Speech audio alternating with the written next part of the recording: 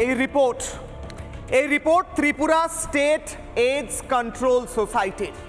ভয়ঙ্কর অবস্থা ত্রিপুরা এই মুহূর্তে, এবং সবচেয়ে বেশি যারা এইচআইভিতে আক্রান্ত হচ্ছেন তারা হচ্ছেন একদম ছোট বয়সে, এই মুহূর্তে যারা স্কুলের গণ্ডি পেরোচ্ছেন কিংবা কলেজে পড়াশুনো করছেন তারা। কেন এমনটা হচ্ছে?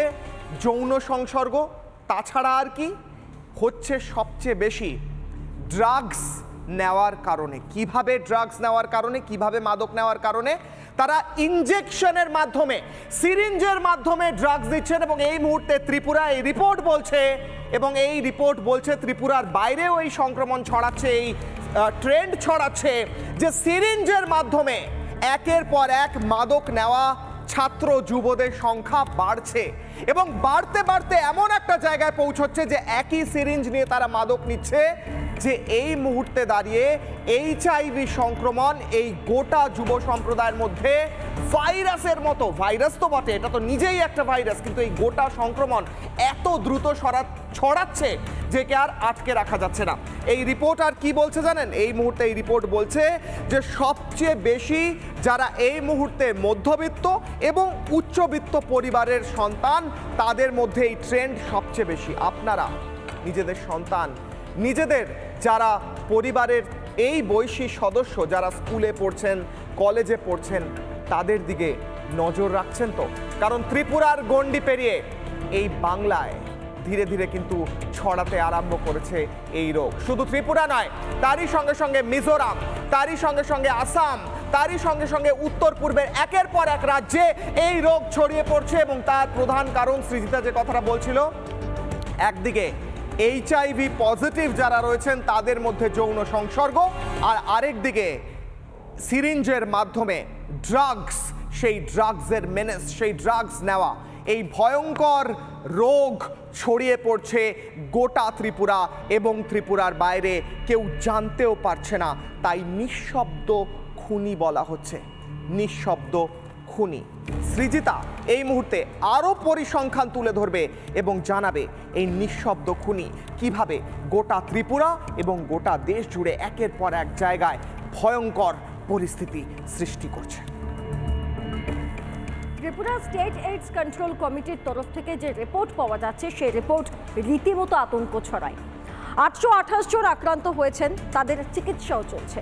কিন্তু আরও একটা রিপোর্ট পাওয়া যাচ্ছে যে গত 2 বছরে কিভাবে এইচআইভি আক্রান্তের সংখ্যা লাফিয়ে লাফিয়ে বাড়ছে। প্রত্যেক দিনই হয়তো এক একটা করে রিপোর্ট আসছে যে এতজন করে এইচআইভি আক্রান্ত হচ্ছেন।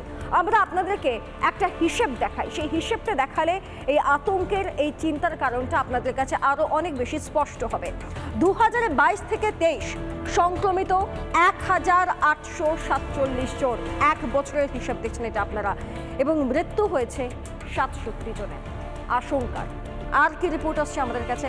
2023 থেকে 24 সালে আমরা এখন রয়েছি, সংক্রমিত 1790 জন, মৃত্যু হয়েছে 44 জনের। এই হচ্ছে রিপোর্ট। এবার আক্রান্ত পড়ুয়া, কতজন পড়ুয়া আক্রান্ত হচ্ছেন? স্কুল পড়ুয়া থেকে কলেজ পড়ুয়া, সংখ্যাটা, বিষয়টা মাথায় রাখবেন, 828 জন।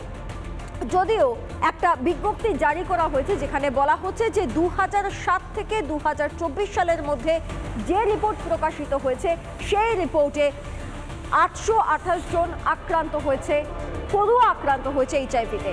মৃত্যু হয়েছে কতজনের? 47 জন পড়ুয়ার। লাস্ট যে দুটো রিপোর্ট আপনাদের বললাম সেটা শুধুমাত্র পড়ুয়ার, আর সার্বিক রিপোর্টটা আমরা আপনাদেরকে প্রথম দফায় দেখাচ্ছিলাম। সত্যি চিন্তার বিষয় হয়ে দাঁড়াচ্ছে যে পড়ুয়া মহলে তাদের মধ্যে মাদকাসক্তি বাড়ছে, মাদকে আসক্ত হয়ে পড়ছেন তারা, যার ফলস্বরূপ হয়তো এরকম এক একটা রিপোর্ট আসছে। সাবধান হতে হবে।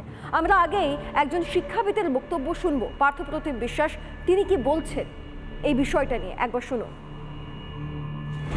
এটা ঠিক যে স্কুল পড়ুয়াদের মধ্যেও এখন নেশার প্রভাব বাড়ছে, বিশেষত ড্রাগের নেশা, যেটা আমাদের প্রত্যেকের মাথা ব্যথার কারণ হয়ে উঠছে। বিশেষত স্কুল ছাত্রদের মধ্যে অবসাদ, মানসিক অবসাদের কারণে এই ধরনের নেশার প্রবণতা অনেক বেশি বাড়ছে। ফলে নেশার কি বলবো, যে যোগানটা, নেশার দ্রব্যের যোগানটা যেখানে দাঁড়িয়ে এই ধরনের মাদক, তার সাপ্লাই লাইনটা তৈরি হচ্ছে, সেটাকে যদি না আটকাতে পারা যায় তাহলে হচ্ছে যে নেশা আটকানো যাবে না। দ্বিতীয়ত হচ্ছে যে স্কুল পড়ুয়াদের ক্ষেত্রে এটা আবশ্যিক যে যদি সত্যি সত্যি এই ধরনের অবসাদ তৈরি হয় তাহলে তারা একটা স্কুলে, আমি বলবো যে স্কুলের একটা কালেকটিভ সোশ্যাল লাইফ সেটা তৈরি করা দরকার। অর্থাৎ পড়ুয়ারা খেলবে, একসাথে গল্প করবে, একসাথে ক্লাস করবে, অর্থাৎ একসাথে কাজ করা, একসাথে খেলা, একসাথে পড়া, এই সোশ্যাল আসপেক্টটা স্কুল এডুকেশনের মধ্যে অনেক বেশি করে নিয়ে আসা উচিত। তাহলে যেভাবে বাড়িতে একটা নিউক্লিয়ার ফ্যামিলিতে মোস্ট অফ দি বাচ্চা বড় হচ্ছে এবং তারা যখন স্কুলে আসছে তখন এই অবসাদে পড়া তাদের পক্ষে অসম্ভব কিছু নয়। বিশেষত পিয়ার প্রেশার, যে পড়াশোনার চাপও অনেক সময় এই অবসাদ তৈরি করছে। ফলে এক্ষেত্রে গার্জিয়ানদেরও সতর্ক থাকতে হবে যে অকারণে মানসিক চাপ তৈরি করাটা বাচ্চাদের উপরে সেটা সঠিক কাজ নয়। এবং স্কুলে শিক্ষক শিক্ষিকারা অ্যাডিকুয়েট নাম্বারসে যদি থাকে, এখন মুশকিল আমাদের রাজ্যে বহু স্কুলে সেই অর্থে পর্যাপ্ত শিক্ষক নেই, ফলে শিক্ষক শিক্ষিকাদেরও কিন্তু একটা দায় বর্তায় যে স্কুলে যে পড়ুয়ারা আসছে কেবলমাত্র পড়াশোনা ক্লাস ঘরের নয়, তার বাইরে যে বৃহত্তর সামাজিক জীবন, যে আনন্দের জীবন ছাত্রদের পাওয়া উচিত সেটুকু এনশিওর করা। সেটা করতে পারলে এই নেশা এবং এই অবসাদের হাত থেকে অনেকটা মুক্তি পাবে তারা। খুব গুরুত্বপূর্ণ কয়েকটা তথ্য দিলেন শিক্ষাবিদ, তার মধ্যে ভীষণভাবে গুরুত্ব দিলেন যে পড়ুয়ারা অবসাদে ভুগছেন এবং আরও বড় বিষয় তারা একাকিত্বে ভুগছেন। তার কারণ ছোট ছোট পরিবার একটা বড় কারণ। স্কুলে গেলেও অন্তত সেই সামাজিক পরিসরটা তৈরি হোক, মোবাইলের থেকে মুখটা বের করে মাঠে ঘাটে ছেলেমেয়েরা আসুক।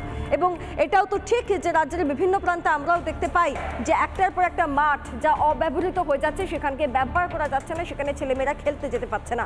সামাজিকতা কমে আসছে বলেই হয়তো এই ধরনের পরিস্থিতি আরও বেশি সৃষ্টি হচ্ছে।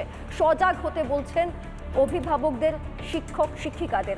এটা যেমন একটা দিক, তেমন চিকিৎসক মহলও কি বলছেন এটাও জানাটা খুব দরকার।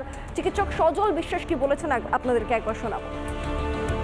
একটা সিরিঞ্জ একাধিক ব্যক্তি যখন ব্যবহার করে অপরিশোধিত অবস্থায়, তার সেই ক্ষেত্রেই একজন সংক্রমিত ব্যক্তির কাছ থেকে আরেকজন ব্যক্তি সংক্রমিত হতে পারে এইডসের দ্বারা।